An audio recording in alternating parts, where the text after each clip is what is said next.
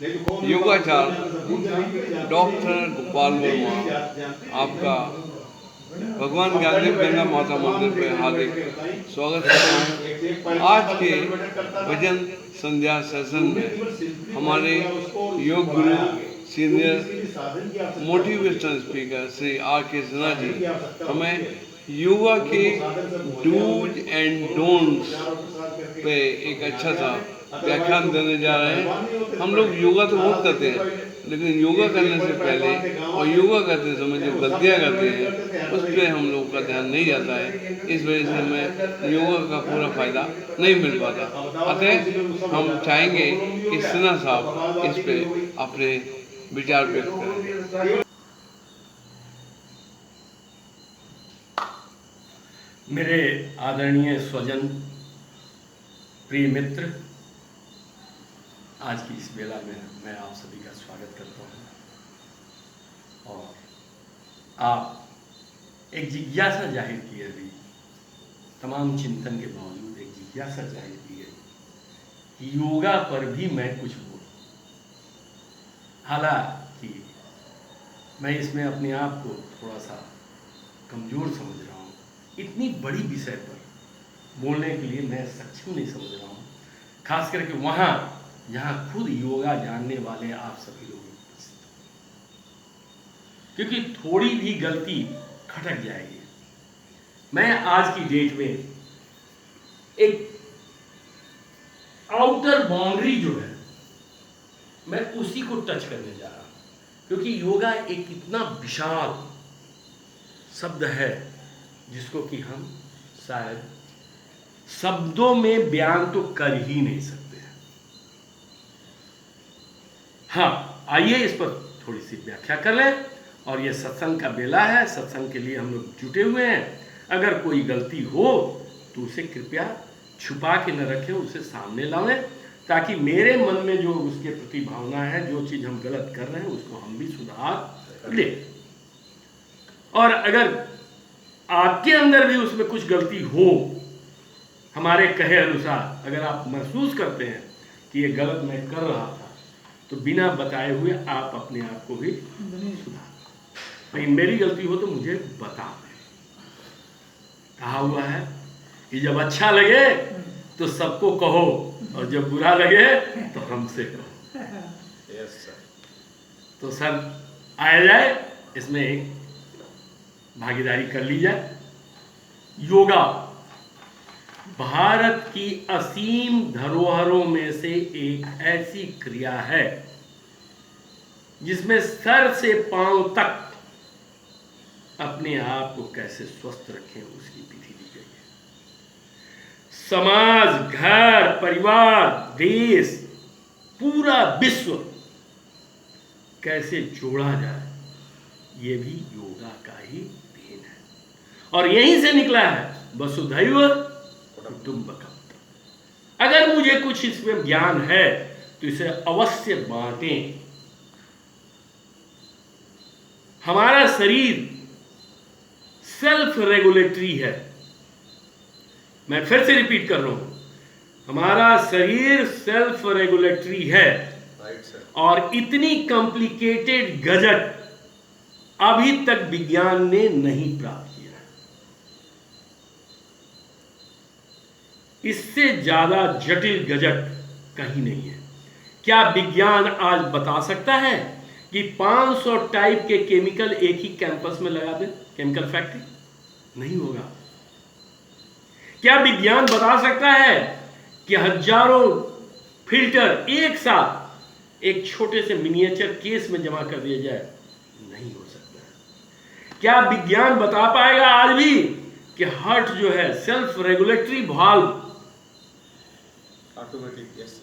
Automatic चल रहा है? अंदर में जो कुछ भी हो रहा है, कहीं जाम हो रहा है तो प्रेशराइज करके उसको खोल भी रहा है। आज तक तो अभी तक कोई वाल्व नहीं बना, अपने ही रिपेयर भी कर रहा है। इंटेस्टाइन, वो आपके अच्छे फूड का निकला हुआ जो पदार्थ है उसको आपको भेज रहा है, और गलत फूड के पदार्थ को बाहर निकाल रहा है। मतलब एक ही साथ इंट्रेंस और एग्जिट दोनों है। हम केमिकल अनबैलेंस को बाहर से केमिकल लेकर के मेडिकल साइंस के बताए हुए निर्देशानुसार उस चीज को ठीक करने की कोशिश करते हैं, लेकिन जो स्वतः प्रक्रिया है वो हमारे पूरे शरीर एज ए होल को देख करके वो केमिकल बैलेंस करती है। डॉक्टर किसी खराब चीज को देख करके बैलेंस करता है, लेकिन हमारा जो नेचुरल सिस्टम है वो पूरे शरीर को देख करके उस केमिकल को बैलेंस करता है। हर ग्लैंड कुछ न कुछ केमिकल दे रहे हैं, और इन ग्लैंड का जो है सिस्टम जो है सब ऑटो है। Nothing is in your direction, nothing is in your control. अब इस पर बाहर से मैं कैसे कुछ करूं, नियंत्रण करूं, इसी का नाम है योग। अपने शरीर के सारे सिस्टम के साथ जुड़ जाना ही योग। और ये शरीर क्या है? ये शरीर है जिससे हम कुछ करके इस समाज को, इस देश को, इस दुनिया को दे करके जा सकते हैं।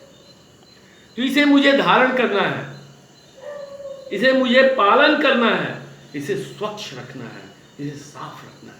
तो साफ और स्वच्छ रखने के लिए ईश्वर ने मेरे पास केवल 2 अल्टरनेटिव ही छोड़ा है। सारी चीज उसने प्री प्रोग्राम कर दिया है। Nothing is in your hand, only 2 things are there by regulating which you can keep your body correct. Yes, sir. वो 2 चीज क्या है? एक है भोजन और दूसरा है दिमाग, सोचना। यही 2 चीज है। और इसी सोच में हमारे पूर्वजों ने, हमारे ऋषि मुनियों ने, हमारे पतंजल ऋषि ने एक सोच डाली, एक गजेट बना करके डाला। How to maintain the body, how to help your self, कैसे करना होगा।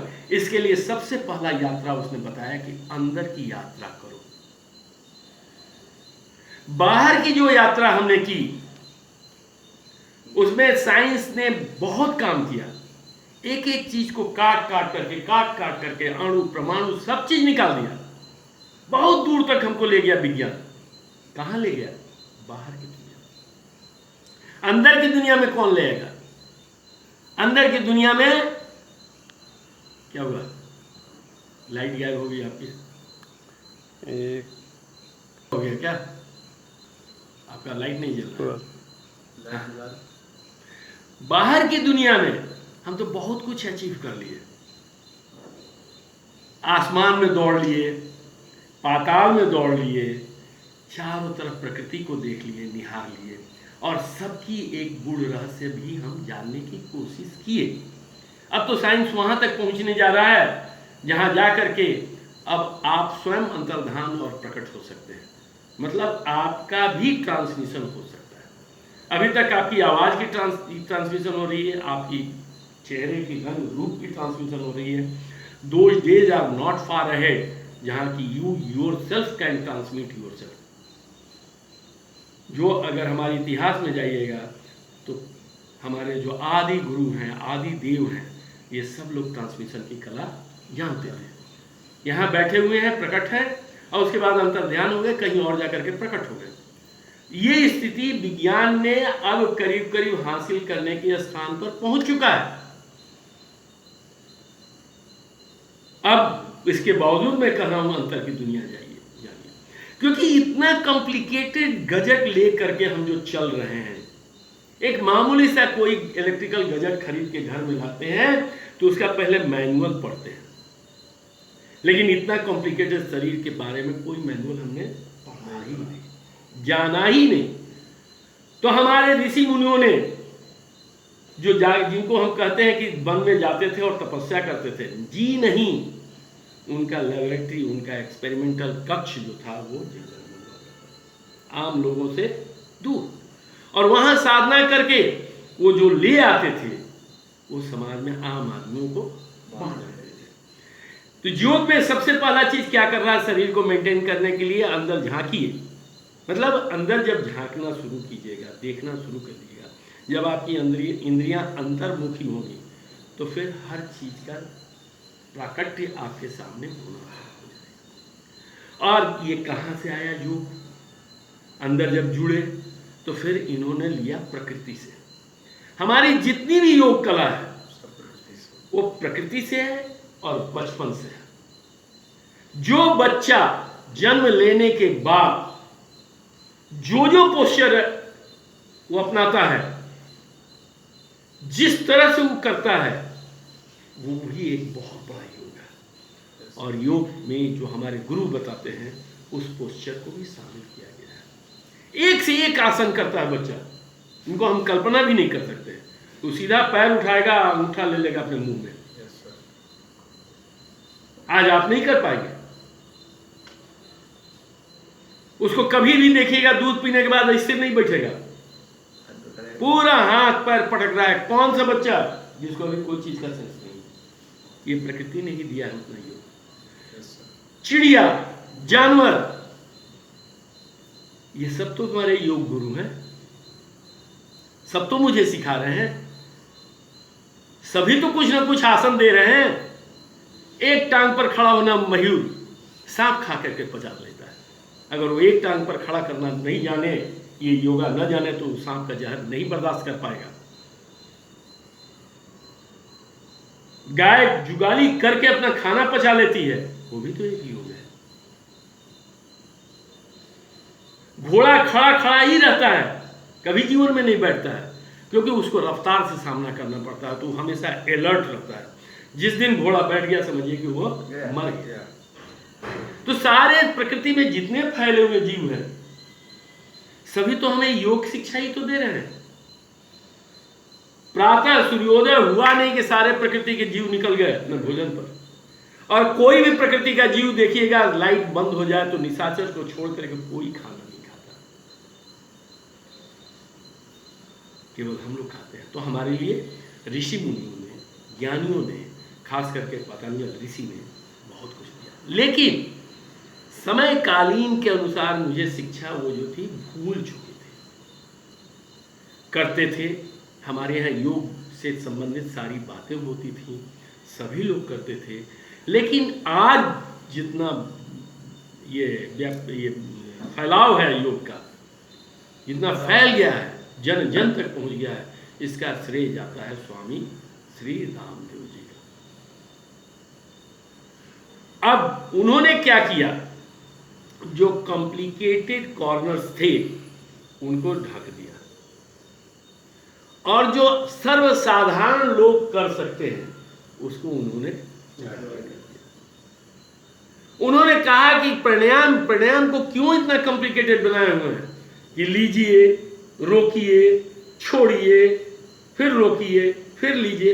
इतना कॉम्प्लिकेटेड बनाने की जरूरत नहीं है। उसमें भी क्या है, कुछ लोग पहाड़ा पढ़ते हैं कि हम 2 बार लेंगे तो 4 बार रोकेंगे तो 6 बार छोड़ेंगे। ये क्या मतलब? इसमें जो था, आम साधारण व्यक्ति फंस करके रह जाता था। कितना देर रोके, कितना देर ले, कितना देर छोड़। अब इस कंफ्यूजन के बाद कभी कभी लोग कुछ आवश्यकता से अधिक भी चले जाते थे। तो जो प्राणायाम अपने आपके शरीर के सुधार हेतु था, वही प्राणायाम आपके शरीर के लिए घातक हो जाता है। क्योंकि उत्साहवश कुछ लोग रोकना ज़्यादा शुरू कर दिए। रोकना शुरू किए तो कहाँ जाएगा उसका प्रेशर? हार्ट पर जाएगा, लंग्स पर जाएगा, और वो डैमेज कर जाता है। उसके बाद एक बदनामी भी क्या आती है, योग करते हुए बेचारा मर गया। तो सीखे तो एक, अब भागे उससे सैकड़ों। अरे बाप रे बाप, योगा में ये होता है कि आदमी मर जाता है। ना बाबा, हम नहीं करेंगे। तो रामदेव ने क्या कहा, छोड़ यार उस सबको करोगे तो शायद 100 नंबर मिल जाएगा, 100 नंबर के विद्यार्थी हो जाओगे, लेकिन उसमें रिस्क है कि कहीं फेंका भी जाओगे। तो उन्होंने क्या कहा, चल भैया तू 60-70% पर आ, तू मत पहुंच 100 नंबर पर। तू एक काम कर, एक नाक से ले और दूसरे नाक से छोड़, लेना और देना। तो उन्होंने बड़ा अच्छा ढंग से बताया कि अगर लेना जानते हो तो देना भी सीख लो, क्योंकि देने में ही सकल कामना है, देने में ही सकल उत्साह है। अब उसके बाद हर व्यक्ति विशेष के लिए आसन चुना गया। तो आसनों पर ज्यादा जोर रामदेव जी ने भी नहीं दिया है। आसनों को बताया गया है कि आप अपने सुविधा अनुसार जो आप कर सकते हैं कीजिए। लेकिन वही होता है कि कुछ विद्यार्थी उत्साहित बहुत ज़्यादा हो जाते हैं, तो वो बिना देखे हुए माहौल, बिना देखे हुए संगत, आप वो कर सकते हैं, कमर हिला सकते हैं। अरे भैया कमर हिलाना है तो घर में हिलाना, नाटक क्या कर रहा बात। तेरा कमर में अगर मोच आ गया तो फिर कौन संभालेगा। तो अपनी अवस्था, उम्र, अपनी कैपेसिटी, इनको देखते हुए आप अपना सेलेक्ट करें। अब मान लीजिए कि आगे हम झुका करके प्राणायाम करवा रहे हैं और हमारे पीठ के रीढ़ में कुछ प्रॉब्लम है, बढ़ जाएंगे तो बढ़ जाएगा। और योग से मारा हुआ व्यक्ति फिर किसी दवा से ठीक नहीं होता है, इसलिए सावधान रहें। अब इसमें सबसे सुंदर चीज जो उन्होंने दिया, कपाल भाती, भारती नहीं, भारती नहीं नाम है, भाती, कपाल भाती, और आपका ये नहीं, अनुलोम विलोम नहीं, और दूसरा क्या, भस्त्रिका।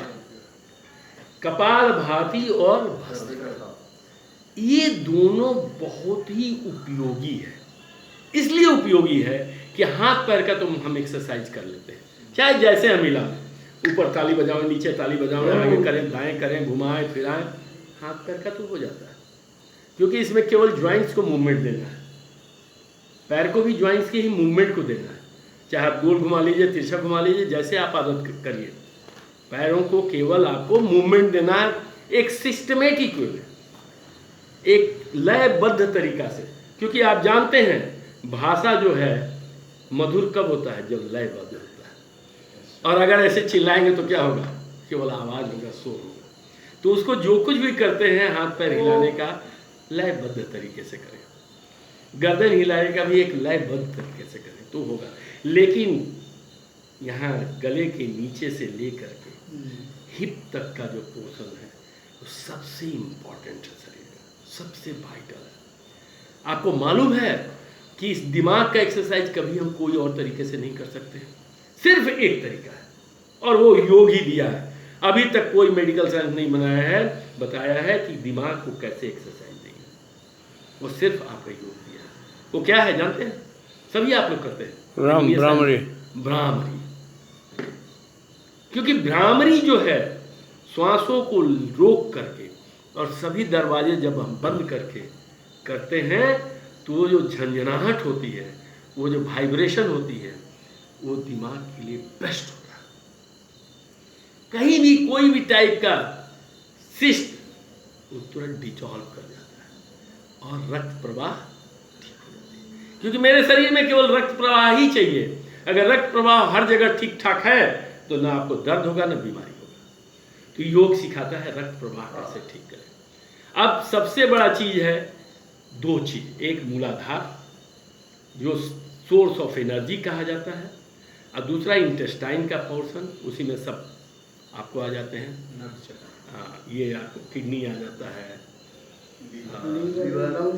लीवर है, लंग्स है, आपका स्प्लीन है जो बहुत छोटा पार्ट है शरीर में लेकिन बहुत ये इम्पोर्टेंट है, आपका गॉल ब्लाडर है। Every damn thing is having importance. इसको कहीं छेड़छाड़ करने के लिए उन्होंने बताया लयबद्ध कपालभाति करना। कपालभाति में एक बहुत बहुत जरूरी चीज है कि आप जब श्वास छोड़ते हैं तो पेट अंदर जाना चाहिए। हम लोग शुरू तो कर देते हैं, इस पर ध्यान ठीक उल्टा रिजल्ट होगा। कर तो रहे हम कपालभाति, लेकिन शरीर को स्वच्छ करने की जगह पर और ज्यादा गंदा कर रहे हैं। श्वास जब भी छोड़े तो उसमें पेट अंदर। ये जरूरी नहीं है, उतना फायदेमंद नहीं है कि हम बहुत तेज करते हैं। आप कीजिए, आप जबरदस्ती मत कीजिए। और इसको दो भाग में मैंने बांटा है। मैं हो सकता हूँ रॉन्ग, क्योंकि मैं कोई योगाचार्य नहीं हूँ और मैं कोई योग पर अथॉरिटी नहीं है।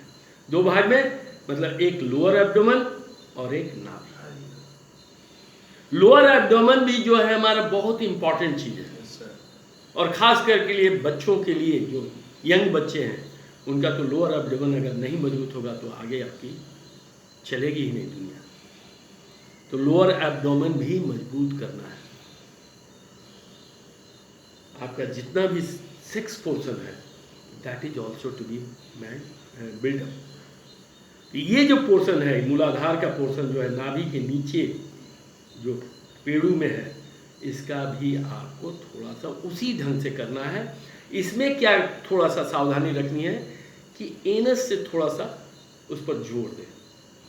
यहाँ पर आता है तो पेट पर जोर पड़ता है, वहाँ थोड़ा सा मूलाधार पर जोर दें, थोड़ा सा इसको करें।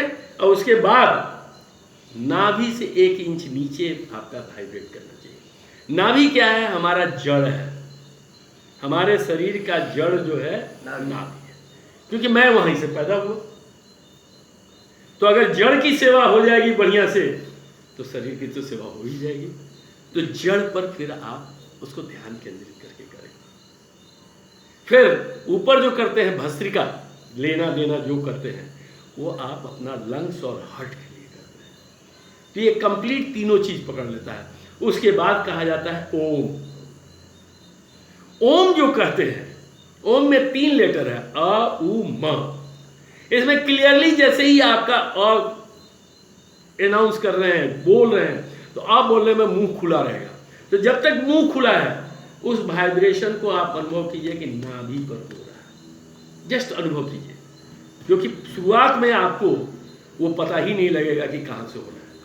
तो एक पहले कल्पना कीजिए कि नाभि से ही ये वाइब्रेट कर रहा है। दूसरा क्या है? ऊ। जैसे ही आप मुंह को थोड़ा सा चकाएंगे, थोड़ा सा डाल को अंदर ले जाएंगे, तो निकलेगा कि आपके मुंह से ऊ। ऊ में मध्य क्षेत्र, बाहों को लेते हुए अनुमान लगाएं कि मेरा यहां पर वाइब्रेशन हो रहा है। और तीसरा म।